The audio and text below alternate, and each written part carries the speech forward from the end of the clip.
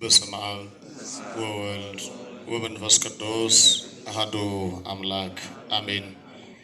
ስብሐት ለእግዚአብሔር አምላክነ ኪያነ ዘፈጠረ ከመ ናምልኮ ስብሐት ለማርያም ማምላክ እግዝእትነ ወመድኃኒትነ ስብሐት ለመስቀለ ክርስቶስ ዕፀ መድኃኒት ኃይልነ ወፀወንነ። ክቡር አባታችን መላከ ፀሐይ ቆሞስ አባ ገብረ ሥላሴ የዚህ ታላቅ ቤተክርስቲያን ዋና አስተዳዳሪ፣ ክቡራን አበው ሊቃውንተ ቤተክርስቲያን፣ እንዲሁም ክቡር መምህራችን መላከ ምሕረት መምህር ደጀኔ፣ ሁላችሁም መምህራነ ወንጌል አባቶቼ፣ ሊቃውንተ ቤተክርስቲያን፣ ምእመናንና ምእመናት፣ ዘማሪያን በልዑል እግዚአብሔር ፍጹም ሰላም እንደምን አደራችሁ? አሜን። እግዚአብሔር ይመስገን ብለን ስሙን እንቀድስ ክብሩንም እንወርስ ዘንድ ሊያስተምረን ሊምረን ይቅር ሊለን የሰበሰበን አምላካችንና አባታችን እግዚአብሔር ስሙ ዛሬም ዘወትር ለዘላለም የተመሰገነ ይሁን። ሌላው እየቀደመኝ ይገባል። የዮሐንስ ወንጌል ምዕራፍ 5 ከቁጥር 1 ጀምሮ ስናነብ የምናገኘው ሐሳብ ነው። የዛሬው ወንጌል እንደሚታወቀው ስለ ብዙ ከደዌያቸው ስለተፈወሱ ከእስራታቸው ስለተፈቱ ነፃ ስለወጡ ምዕመናን ነው የሚነግረን። በአጠቃላይ ታሪኩ የታሪኩ መነሻ የሆነው ግን አንድ በደዌ ወይም በችግር ስሙ የሚጠራ መጻጉዕ የሚባል ሰው ነው። መጻጉዕ ማለት በራሱ በሽተኛ ማለት ነው፣ ወይም ታማሚ ማለት ነው። አንዳንድ ጊዜ ሰዎች በሚኖሩበት በኑሯቸው ይጠራሉ። ሌላው ደግሞ ግብራቸው እንዳጋጣሚ እንደድል ሆኖ ስማቸው ግብራቸውን ይገልጣልና ይህ ሰው በሁለት ወገን በሽተኛ ስለነበረ በአንድ በኩል የስጋ ደዌ ያለበት፣ በሌላ በኩል ደግሞ የአእምሮ ደዌ ያለበት፣ ውለታ የሚዘነጋ ታሪኩን የሚረሳ ክፉ ሰው ስለነበረ ቀድመው ገና የአካባቢው ምዕመናን መጻጉዕ በሽተኛው በማለት ያውቁት ነበረ። የእኛም ሊቃውንት በትርጉማኑ የዋዛ አይደሉም። እዚያው አያይዘው እድሜ ልኩን መጻጉዕ በሚል ስም ጠርተውት እናገኛለንና እንዲያው እግረ መንገድ ከዚህ ጋር ተያይዙ የነገ ከሞት በኋላ ያለ ስማችን ጭምር የተበላሸ እንዳይሆን ቢያንስ ነፍስ ካወቅንበት እውነትን ከሰማንበት ለእግዚአብሔር ከተማርንበት ጊዜ ጀምሮ የነገውን ስማችን ለማሻሻል ቁም ነገረኛ እንድንሆን እግረ መንገድ ማሳሰብ ፈልጋለሁ እና ቀደም በቅዳሴው ላይ ሲነበብልን የሰማችሁት የወንጌል ክፍል 38 ዓመት ሙሉ ወይም 38 ክረምቱ ነው የሚለው ለ38 ዓመት ወይም ከ38 ዓመቱ ጀምሮ ከ38 ዓመቱ ጀምሮ ቢል ረጅም ዘመን ተምኝቶ የኖረ አልሆነም 38 ዓመት ሙሉ እዚያ ጠበል መጠመቂያው አካባቢ ተኝቶ ይኖር የነበረ ነገር ግን መዳን ያልቻለ አንድ ሰው እንደነበረ ቅዱስ መጽሐፍ ይነግረናል። እናም ባለቤቱ እግዚእነ ኢየሱስ ክርስቶስ ለስም አጠራሩ ክብር ይግባውና እያስተማረ እየፈወሰ በሚሄድበት ጊዜ ይህ ሰው ያለበት አካባቢ ደረሰ እና ይህ ሰው ባለበት አካባቢ ሲደርስ ሲያዩ ተኝቷል። ብቸኛ ነው። ሄደ። ሲጀመር ገና ሳይመጣ ይህን ሰው ያውቀዋል። እዚያ ቦታ እንደሚተኛ ሳይፈጥረውም ያውቀዋል። እና ወደ እርሱ ሄደና ልትድን ትወዳለህ? ትፈቅድኑት? ይኸው አለው። አዎ መዳንማ ፈልግ ነበር፣ ነገር ግን ብሎ ሀተታውን ሊያብራራ ፈለገ። እንደዚህ ሆኜ ነገሌ ጥለውኝ ቤተሰብ ዘንግቶኝ ምናምን ሊከስ ነው። ብዙ ጊዜ ድሃ በባህሪው ከሳሽ ነው። የሆነ ከድህነቱ ባሻገር የድሃ ክፋቱ ለችግሩ ራሱን ሪስክ አድርጎ አያቀርብም። እገሌ እንዲህ አድርጎኝ፣ እገሌ እንዲህ ብሎኝ፣ ይገርምሃል እንዲህ ሱቅ ልከፍት ብዬ እንትና እንዲህ አድርገውኝ፣ እንትና ቤቴን አፍርሰው ቢወዝ ተርፍ ነው የሚል እንጂ ታግሎ ማሸነፍ አይወድም።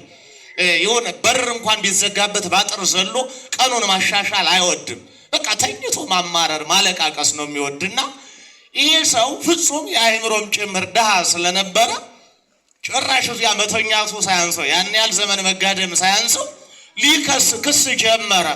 ይገርምሃል ይኸውልህ ስንት ዓመት የሙሉ ብሎ ሊተርክለት ለማያውቀው።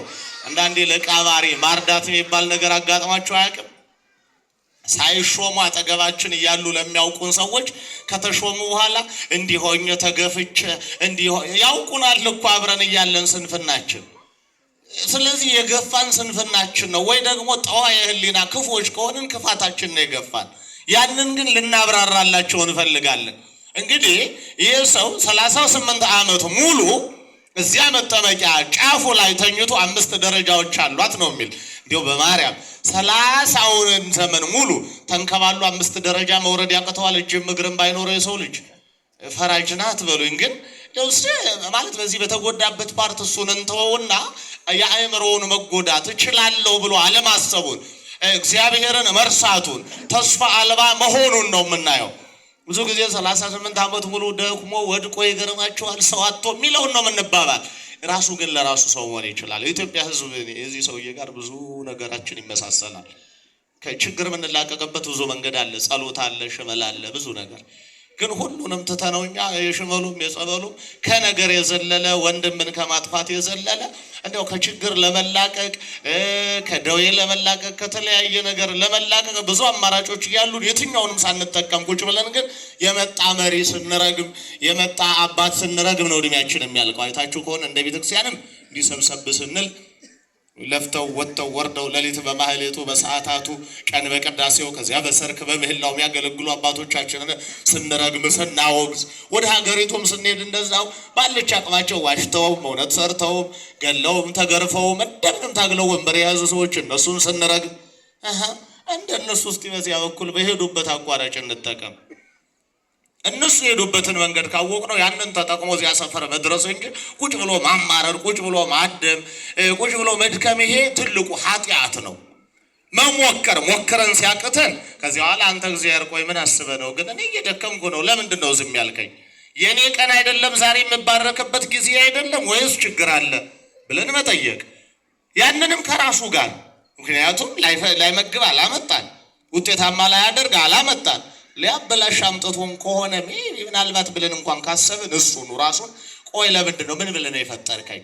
ልክ እንደ ሳራ ትዝ ይላችኋል። ሳራ እናታቸውን ሳራ ስትጠይቅ ልጅ ባጣሽ ጊዜ ቆይ ሳራን እንዲሁ ምን ብለህ ፈጥረሃት ነው አንተዬ እንዲሁ ልጅ ከልክለህ እንዲህ የምታንከራትተኝ ምን አስበህ ነው? ማንም ሲሳለቅብኝ ግን ነው ያለችው እንጂ ዞር ብላ ጎረቤቱን ለምንድን ነው ይሄ እግዚአብሔር የሚባል ልጅ የከለከለኝ ወይም እናንተ ደብል የምትወልዱ አላለችም። እኛ ብዙ ጊዜ ሞኞች ነን። አሁን እዚህም ሱቅ ቢሆን ሰልፍ እዛኛው ሱቅ ካለ እገሊትማ ይኸው እንትና ሱቅ ተሰልፋለች እንትን እንዲህ አድርጎ ነው እንጂ እንላለን። እነሱ የ1 ብር ቅናሽ አለ ሱቅ ላይ፣ እኛ የ5 ብር ጭማሪ አለ። ክርስቲያኖች ራሳቸውን ይዩት። አሁን ከእናንተ ሱቅና ከነ ሙስጠፋ ሱቅ የማን ነው ቅናሽ? ሚዛን የሚስረቁ ምን የሚያደርጉ ግን 1 ብር ወይ 2 ብር ወይ 50 ሳንቲም ቅናሽ አለ እነሱ ሱቅ። እና ታዲያ የምን ሀገር ሀብታም ነን እኛ እናንተ ጋር ጨምረን የምንገዛ? ሰው አያያዝ ከስተመር አያያዝ መቻል፣ እንዴት አንድል ማድረግ እንዴት ማኔጅ ማድረግ እንዳለብን መማር። በህይወታችን በላይፋችንም እንደዛው ሴቶች ባል እንዴት እንደሚያዝ፣ ባሎች ሴት እንዴት እንደሚያዝ ከሌላው ሀሳብ መውሰድ። ይግግም ብሎ ዝም ብሎ ግርግዳ ሆኖ እኔ የቱ ልጅት እያለው አይኖርም። ወይ ጉድ! ሳታገቢ ነው እንዲያ የሚባለው። ያንም እንዲው ነፃ ሆኖ ከወንድ በርቀት ለመኖር ከሆነ ነው እንጂ ያንም ቢሆን ፈላጊ ለማግኘት እንዳቀሚቲ መግባባት ያስፈልጋል። ገገም ካልሽ እቺ ያለ አልፎ ነው የሚሄድ። በልክ ሁሉንም ባይሆን ለተገኘ ሁሉ እንዲያው አይሳቀም እንጂ መግባባቱ የግድ ነው። በህይወትም ልክ እንዲሁ ነው። ይሄ ሰው ማድረግ የሚችለው ብዙ ነገር ነበረ። ቢያንስ ጠበል ቦታ ላይ 38 ዓመት ቆየ ነው አይደል የሚለው? እስኪ 38 ዓመት ሙሉ እዚያ ሲቆይ አንድ ወዳጅ መፍራት ያቅተዋል? እንዲሁ ስሞትን ልጎትተ ቢሆን ወስደዚያ ጠበል ጣለኝማ ብሎ አንዱን ሰው ጠይቆ መግባባት ያቅተዋል? መኖሪያ አድርጎት ነው እንጂ አንዳንድ ቦታዎች አዎ እንደዚህ ጠበል ቦታ ቤት ኪራዩ ምንም ሲደክመው ጠበል ቦታዎች ላይ ተከራይቶ ረጅም ዘመን የሚኖር ራሱን ከቄሶቹ ጋር እኩል የሚያደርግ ሰው እንዲሁም አንዳንዴ መፈንቅለ ቄሶቹን ሊያስተባብራል። ጠበል ተጠማቂ ሆኖ ገብቶ እንዲያ ለምዶት ይገርማችኋል። ኑሮ አድርጎት እየኖረ ያገኘውን ትርፍራፊ እየተቀለበ ኑሮ ኢየሱስ ክርስቶስ ሲመጣ አጥማቂዎችና ተጠማቂዎችን ሊከስ ይገርምሃል። ለዚህ የሚመጣው ሰው በሙሉ አለ ተው ዝም ብለህ ጥያቄ ነው የተጠየቀው። መዳን ትወዳለህ አትወድም? ተበስቷል ማለት ነው። ከሁለት አንዱን ምረጣል። ወይ እፈልጋለሁ ወይ አልፈልግም። ምረጥ። እኔ ክስ አልፈልግም ማለት እግዚአብሔር ክስ አይፈልግም። ወደ ቤተክርስቲያን የምንመጣ ሰዎች ክርስቲያኖች ዛሬ የምንማረው ትልቁ ጉዳይ ድርሻን ማወቅ። እግዚአብሔር የአቃጣሪ ጸሎት አይሰማም፣ ከሳሽ አይሰማም። የሚፈልገው በደሉን የሚያም ጌታ ሆይ በድያለሁ፣ አጥፍቻለሁ፣ ይቅር በለኝ፣ የጎደለኝን አንተ ሙላው። አለቅ። እዚያ ላይ የጎደለውን ራሱ ይሙላው። እኛ ምን አገባን? ባያጎለው የሚሰደብ ራሱ አሁን የኔ ልጆች ቢራቡ አይ እንደው ላይ ያሳድግ ወልዱ አይደል የሚባለው?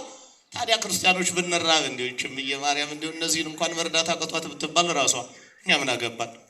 እኔን ጦም ብታሳደር እና እኔ ለራሴ ከየት አመጣው አላዘንበው ምድር አላፈልቀው ያቀሜን መስራት ግን ግዴታዬ ነው። ሌሊትም ቀንም አቅም በፈቀደ ልክ ከንቅልፉ ቀነስ አድርጎ መስራት ከኔ ይጠበቃል። እንዲያ ነው እና ለጸሎት ስትመጡ ብዙ ጊዜ እንዲህ የገሌን ነገር አሳየኝ አይባልም። አንድ የቆሎ ተማሪ ነግሬያችኋለሁ። ያው ማቸም ሰው ከተመገበ በኋላ ችግር ነውና ደክሞ ተራቱን በላልቶ ማደሪያ ብቻ ነው የፈለገው፣ ሌላ ምንም አይፈልግም። ጠገብ ብሏል። ጥር ወቅት ነው። እዚያ እንደማይ ቤት ሄድና ማይ ደናዋሉ ደጀ ሰላም ደናዋል ከተሜ ምን ፈልገህ ነው? እንዲሁ ማደሪያ የእግዚአብሔር ኃይል ቤት ደግሞ ለደጀ ሰላም ግባ ይሉትና እዚያች መሬት ላይ ይተኛል። ሌሎችም እንግዶች አሉ እንደሱ የመሸባቸው እና ተኝቶ ያው ከተኛ በኋላ የሚለውን ይላል። ሰው ሲተኛ መቼም ችግር ነው። ከበላችሁ ከጠጣችሁ መተንፈስ የግድ ነውና ሲል ይላሉ። መቁጠሪያቸውን እየቆጠሩ አጠነው ቤቱን እያሉ 2-3 ጊዜ ቆዩ። እዚያ ድጋሚ ሲል መድኃኒዓለም እንደዚህ ቆሎ ተማሪ ያላረከኝ ተመስገን። እንዲሁ አሁን በዚህ ሰዓት ተኝቶ ያንኮራፋል ሲሉ ማሆይ ዝም ብለው ይጸልዩ።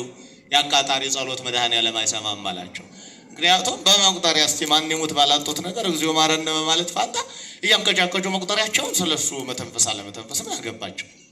እና አሁን እኛም እንዲህ እንዳንሆን አሁን ያ ሰውዬ የተጠየቀው መዳን ነው። እሱ እያወጋ ያለው ግን ይገርማችኋል ማጣላት የማቃጠር ስራውን ነበር እየሰራ ያለውና መድኃኒዓለም ምን አለው? አሁን የሚጠበቅብህን ብቻ አድርግ። መዳን ትፈልጋለህ ወይስ አትፈልግም? ፈልጋለሁ ጌታ። በቃ እሱ ነው ያንተ ድርሻ። በላሁን ምንም ቆጣጣ አያስፈልግም። ሌላ ተሸካሚ ላንተ መመደብ አያስፈልግም። እስካሁን የተሸከመን አልጋህን እስኪ ብድርህን ተሸከመውና ሂድ። እያችሁት አሁን ከኔና ከናንተ የሚጠበቀው እስካሁን የተሸከመችንን ሀገር መሸከም ተሸክሞ ማሻገር። እስካሁን የተሸከመችንን ቤተክርስቲያን ከነክፋታችን ከነድንቁርናችን ከናጥያታችን የተሸከመችንን ሀገርና ቤተክርስቲያን ተሸክሞ ከፍ ማድረግ። እስካሁን የችለውን እያወቁ ከነበደላችን የተሸከሙ ወላጆቻችን ወገኖቻችን ተሸክሞ ከፍ ማድረግ። እስካሁን የተሸከመንን ታሪክ ከፍ አድርገን ተሸክመን ማሳየት ከኛ የሚጠበቀ ይሄ ነው። እላዩ ላይ ወድቀንበት ሰብረ ነው ሰበራችሁ ያላለን በእውነት ከታሪክ በላይ ከፍ ያለ ታሪክ ያለን ግን እሱኑ ሰብረነው ወድቀንበት ደግሞ ምናጉረመረም አላያችሁም? እዚህ የሚሰራው ማአት የሥራ አይነት አለ። እንዴ ዲግሪሽ እንዴት ብዬን የማጠበቃ ሆናለሁ ይላችኋል። እህሳ እንዲሁ ሰው ሀገር እጅ ሰራለሁ እንጂ እዚያ በረሃ ላይ ደርሶ እማዬ እየተገረፈ ያን ቪዲዮ ይልካል። እሳቸው ወላጅ ስለሆኑ ነው ያልገረፉት። ገራፊ ከተገኘ የማይበለው እንጂ ምን ይደረጋል? የተሻለ ገራፊ ከተገኘ እኛ አሁን እንዲያ ነው ተማርን። እግዚአብሔር አስተማረ፣ በህመም አስተማረ፣ በረሃብ አስተማረ፣ በተለያየ መንገድ አስተማረ። አልሆን ካለ የተሻለ ረሃብ አምጥቶ ይገርፈናል እንጂ ሰማይ መና ያወርድልንም። እሱ በእስራኤል ዘመን ቀረ። ያኔም ሰዎቹ ክፉ ስለሆኑ ለማሳመንና እንዲያው ከዚያ ከክፉ ህዝብ ገጠል አድርጎ የተሻለ ህዝብ ለራሱ ለማድረግ ፈልጎ ነው እንጂ አሁን ምን እናደርግለታለን? ይግብስ ባሶማት ይሄን ሁሉ መና ያወረደ ቢመግብ እንቻላለን ብላችሁ ነው? እንዴ ከባድ እኮ ነው። እንኳን ወርዶልን ተመግበን አግኝተንም እኮ ትንሽ ስንመገብ ስቃዮች ነን። ቀደም አሁን እያልን ነበር እዚህ ቆራቢው በጣም ብዙ ነበርና አይ አሁን የሁሉ ቆራቢ እንዴት ተሰልፎ ምን አለ ህፃናቱ ቀርተው አዋቂዎች ቢሆኑ የቆረቡ እያልኩ ነበር። እናንተ ብትሆኑ የቆረባችሁ እኔ እኮ ሀገር ሰላም ትሆን ነበር። አንደኛ በሽታ አይኖርም። ሁለት አይነት በሽታ የስጋም የአእምሮም በሽታ የነፍስ በሽታ።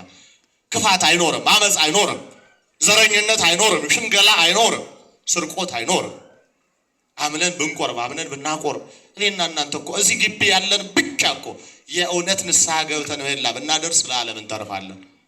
ግን ተመላላሾች ብቻ እና ይሄ ሰውዬ ምን አለ? እንዲሁ ይገርምሃል ገና ልነሳ ስለ እየቀደሙኝ እግር ያላቸው እየገቡ አለ። አሁን እኛም እንዲህ ነው። ምን ልስራ ብለህ ነው? ስራ የለም ወንድም አለም እንደው ቢጠፋ ሊስትሮ ዕቃ አዋተንስ ቢሆን መግዛት አያቅተን 100 ብር ዕቃ ተጋግዞ እሷንስ ቢሆን መጀመር ነው እንጂ እንዲያውም እኮ ሰው ያከብርሃል ስትጠርቅ ይገርምሃል። እንትን ካምፓስ ስማር እያልክ ብትጠር ተምርሃል እንዴ? አዎ ዲግሪ ያለኝ በእንትን በጣም ይገርም 20 ብር አይደል የምትጠርገው 40 ብር ሰጥቶ ይሄዳል አይምሮ ያለው ሰው። ሌላው ደግሞ ሞራልህን ነክቶት አንተ እንዲሁ ቢቀርብህስ ይላል። አይ ቢቀርብኝማ እንዳንተ አይነት ደነዝ ሆናለሁ እያልክ ብትሸኘው ይገርማል። እንዳንተ ይረበኛል ልብሴን ንጹህ አድርጌ እየሶርኩ ሆዴ ባዶ ይሆናል ብትለው በእርግጠኝነት አንዱ አንስቶ የተሻለ መስሪያ ቤት ላይ ሁሉ ሊያስቀምጥ ይችላል። ካልሆነ ግን እንደው ሁሉ ጊዜ ከፍ ብሎ እንደኔና ማን ነው እንደ ደላላ የሚያምርበት የለም አሉ አንዱ ሰውዬ። ሁሉ ጊዜ ጫማቸውን ጠርገው ነው የሚዞሩ ሁለቱም። ምክንያቱም ሐሳባቸው በሙሉ ሰው ላይ ነው። በአከራዩት ልክ በሸጡት ልክ ኮሚሽን ስላለ ብቻ የሚሸጥ ይኖር እንጂ ሰውም ቢሆን ተሽጦ የሆነ ኮሚሽን ስላለ በሰላም በልተው ያድራሉ። እንደዚያ ካሰብን አይምሮአችን ታጥቦ ተወልሎ ነው የሚቀርና ከዚህ ሰውዬ የምንማረው ትልቁ መሰረታዊ ጉዳይ ታሞን ወረ እንዲህ አመመው ምን አሞት ነበር አይሰራ ምን እንዳመመው እኛ ማናቅ። አንዳንድ ሰው አለ እንዲው ምን አርጎህ ነው በተንፈሳቀተው ሰውዬው እንዴት አርጎህ ነው ሐኪም ቤት አድክ ግን አዎ ይላል በምልክት እና እንዲው ምን አሉ ይሆን የመድኃኒት ላናዝለት ነገር የባሰ ህመም መሆን አይከብድም። የ10 ብርቱካን ይዞ ሄዶ የ100 ብር ማስተንፈስ ማሰቃየት እንዲህ አይነት መሆን የለብን። ልክ ወደ ቤተክርስቲያን መተን ያለባት ችግር ያለባት ህመም ሳያንሳት ሌላ ችግር ሌላ ህመም ሆነን መሄድ። ወደ ትዳሩ ሄደን እንደዛ ራሱ ትዳሩ ሌላ ህመም ነው። ከውጭ ባልዘራፍ እያለ ሲመጣ ሌላ ነገር ለቤቱ ተጨማሪ በሽታ። እሱ ደክሞት ሲመጣ ሚስት ከውጭ ሰው ደክሞት ሲመጣ ውሃ ነው የሚቀርብ ሚስቶች ዞ ብሎ ኳት ነው የሚቀበል እንጂ አንተ የምሩነ ነው ስታሁን ስደውልም አታነሳ ገና ሲገባ እኮ አይባልም ነውር ነው። ይሄን ይገዛሹ ባሪ ያረግሹ እንዴ ይሄ ሰው ይደክሞት እኮ ነው የመጣው። ወይ የኔ ጌታ መጣ ለስማ ቁጭ በል እዚያ በኋላ ባይሆን ቃስ ብሎ ታውቁበት የለ እንደው አደናዎቹ እስኪ ጠይቁ ዋ ተቀመሰ እህል ተበላ በኋላ ደስ እያደረጉ እንደው ገና መሸበ ሰላም ነው ይባላል። የድንገት እንኳን አይ ዛሬ እንንተና ጋር እየጠጣን ቢል ይሁን እንጂ አንዳንድ ጊዜማ ነው የሚባል እኔ እንጥለ ድሮስ ቃልሽ ነገ አይነግርሽም እንጂ ራሱ ያስቀጥለዋል ያን ፕሮግራም። እናንተም ልክ እንደዛው በዚህ ልክ እንድንቀጥል ነው ወንጌሉ የሚያስተምረን። ከዚህ በላይ ባቆያችሁ አስቸጋሪ ነው የሚሆን ሰዓታችሁ። ገና የጠበል መርሃ ግብርንም ያለን ይመስለኛል አለን አይደለም? አዎ ጠበል መርሃ ግብርም አለን። ከዚህ ሄዳችሁ ድሩ ምኑ ብዙ ነው። እዚህ ላይ ይቆየንና ሌላ ሰፋ ባለ ጊዜ ደግሞ ተገናኝተን እንማማራለን። በነበረን ጊዜ ያስተማረን አምላካችን እግዚአብሔር የተመሰገነ ይሁን። አንዲት መልእክት ነግሬያችሁ ልጨርስ። ብሩህ አይን ትባላለች። የሚያይ አይን ማለት ነው ባጭሩ። የሚያይ አይን የማያይ አይን ስላለ ነው የሚያይ አይን። ዘለሚነስ ይላል የቅዱስ ኤፍሬም መጽሐፍ ነው። በሶሪያኛ ቋንቋ ነው የተጻፈው። ከሶሪያኛ ቋንቋ ወደ እንግሊዝኛ ቋንቋ የጻፉት ሴባስቲያን ብሮክ የሚባሉ አንድ ትልቅ ፕሮፌሰር ናቸው። ፕሮቴስታንት ነበሩ የሚገርማቸው ለዘመናት። አምና ነው ኦርቶዶክስ ነው የተጠመቁት። ግን ፕሮቴስታንት ሆነው የሚያጠኑት በሙሉ የኦርቶዶክስ ሃይማኖትና የኦርቶዶክስን መጻሕፍት ነበር። ወደ 5000 መጻሕፍት ተርጉመዋል። 500 መጻሕፍት ተርጉመዋል። 50 መጽሐፎችን ደግሞ ደርሰዋል። እሳቸው በእንግሊዝኛ የደረሱትን ያ ደግሞ እንደ አቅማችን በቄስኛ ወደ አማርኛ ተርጉመን አቅርበናል። እና ለእናንተ የሚሆን ወደ 30 ፍሬ አምጥቻለሁ። ይህችን ገዝታችሁ እንድታነቡ በተለይ አሁን ላለው ውዥንብር አጠቃላይ በትዳሩም በኑሮውም በተምሮ ማስተማሩም ጭምር ለምንቸገር ሰዎች በጣም መሰረታዊ መፍትሄ ስላለው ባጭሩ ይዘቱ ልንገራችሁ ብዬ ነው። ይህንን ይመስላል። ገዝታችሁ ተጠቀሙ። ይቆየን።